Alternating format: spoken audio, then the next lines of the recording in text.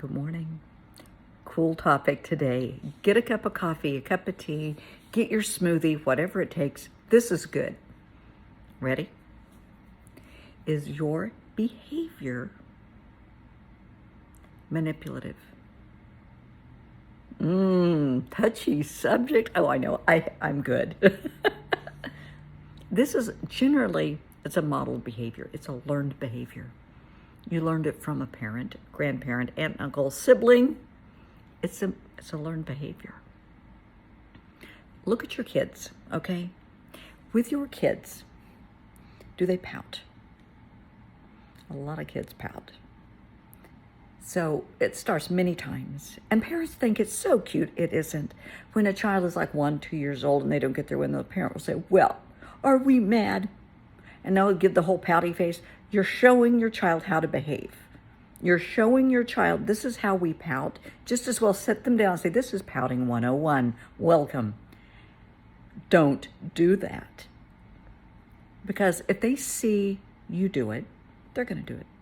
If they see a sibling do it or somebody in the household do it and it works for them, hey, baby, it'll work for me. If pouting, because kids are smart, they are brilliant, they're little geniuses. If they see it work for somebody else, it will register, autosave. They're going to try it. So if they see mom and dad at each other arguing, couples argue, they disagree, and somebody pouts, fine, just fine.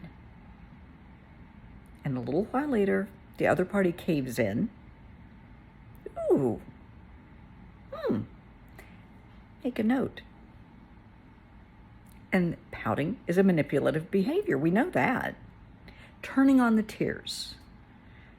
That just torques me off because they're alligator tears. They're pretend tears. But for a lot of people, it works.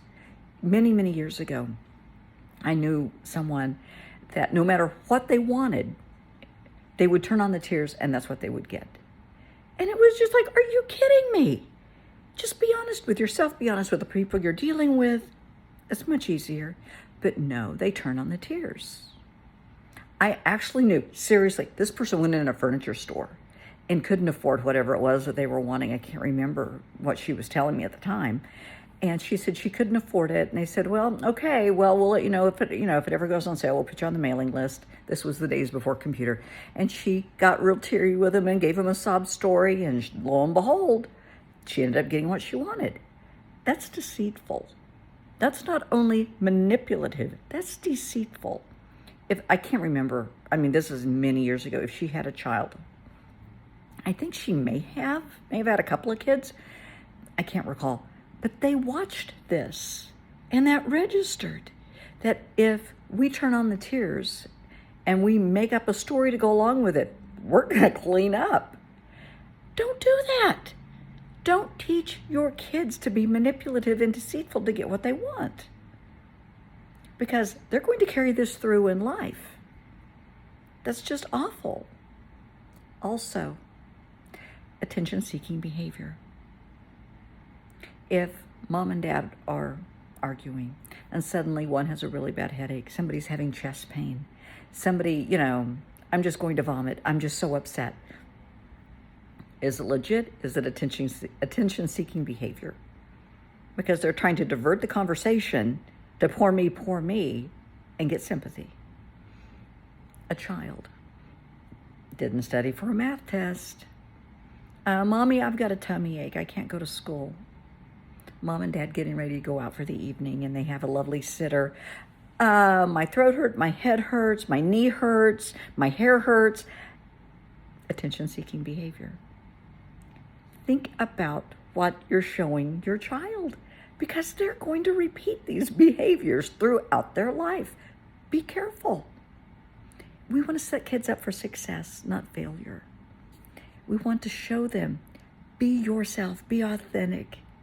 But that means that you have to be authentic. You have to be you. Don't, eons ago, it was do as I say, not as I do. Those days are gone, sweetheart. Parents, lead by example. Be the role model. Take pride in that. That your child is going to grow up and be a genuine, authentic, they are who they are. They're an artist, they're a football player, they love to cook, they don't love to cook. They are who they are, and that's great. That's what we want. We don't want, cultivating a culture of little people pleasers.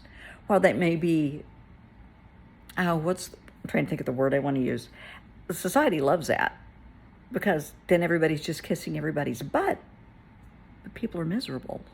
And we don't want that. Think about your behaviors. Think about how you are perceived and how you perceive others.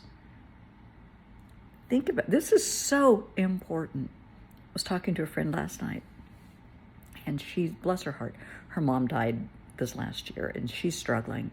Single mom, beautiful little girl.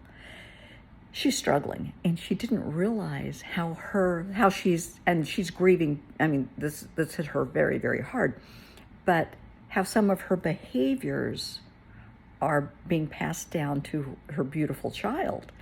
And she was talking to me about the child, and I got to talk to, I know the little one, and she's adorable. And we had this lovely talk, and it was like, okay. Little one went in to brush her teeth, and Mom and I were talking. I said, do you realize? And she was like, oh, crap. Yeah, because she was mirroring the mom. So be careful what you do in your life, because your child is going to mirror you. If you are manipulating others and your child sees this, they're going to do it too. If they see you swearing at people on the phone or swearing at somebody in person, they're going to do it too. If they see you being bitter and hateful and vengeful, that's their norm. They're going to do it too. Don't do that. Please don't set your child up to be a bully or to be, unpleasant. Be authentic. If you have a problem with somebody, sit down and talk about it. Open a dialogue and say, I have a problem, we need to talk. Nobody likes those words. I mean, those are just, oh crap, words. But seriously, it doesn't always have to be bad. Take them to lunch and say, can we talk about something? Something's on my heart I want to share with you. That's pretty innocent. But be who you are. Don't be manipulative. If it's something that you want to buy and you can't afford it, start saving toward it, or just say, hey, maybe someday. Nothing wrong with that. Have your priorities straight, because your child is going to see this as well. If they know you, because parents talk, and you should watch what you say around your kids. But they will hear the parents say, well, we can't afford to do this, we can't afford to do that. And the next thing you know, the parents are buying RVs or, new cars and all this. They're going to learn, well, what are the priorities here? If we're having trouble making ends meet, if Mom and Dad can't pay the phone bill or the cable bill or the rent or the mortgage or the car payment, and they're going out and buying new stuff, immediate gratification works for me. So be careful what you show your kids by your behaviors. I'm probably going to get a lot of DMs on this. I feel it in the air, and that's okay.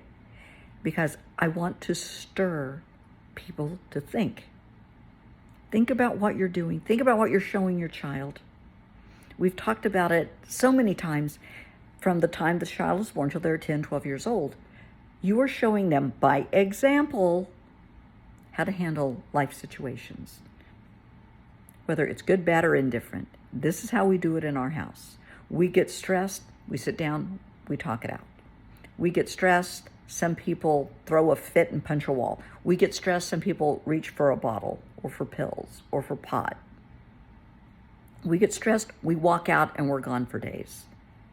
You are showing your child by example, this is how we do it in our household.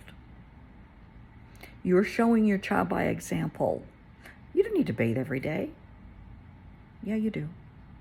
You're showing your child by example, whether it's good to eat healthy, whether 3 meals a day are important, whether homework is important, whether school is important.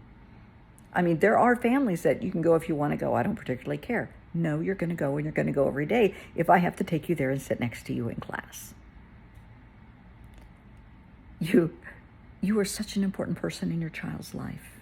I saw a video yesterday, a 3-year-old with a handgun, outside playing with a handgun. It had 13 in the magazine, nothing in the chamber, thank God.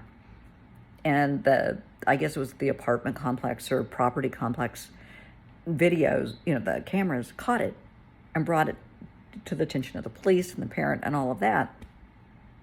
But that child learned this behavior from somebody. It's not like they saw Elmo do it on Sesame Street.